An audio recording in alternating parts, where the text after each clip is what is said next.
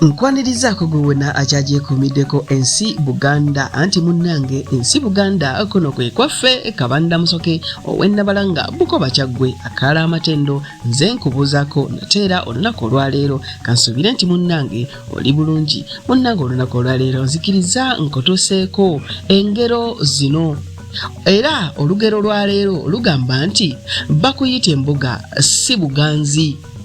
Amakulu g'olugero olwo buli gwe bayita embuga tebamuyita kumuwa birungi, oluusi baba bamuyita kumukuba oba kumusiba. Abamu kyebava batya okuyitibwa embuga, era awo Omuganda bwe yava n'agamba nti bakuyita embuga si buganzi. Abange ebyo nno bye nsobodde okutuusaako olunaku olwaleero.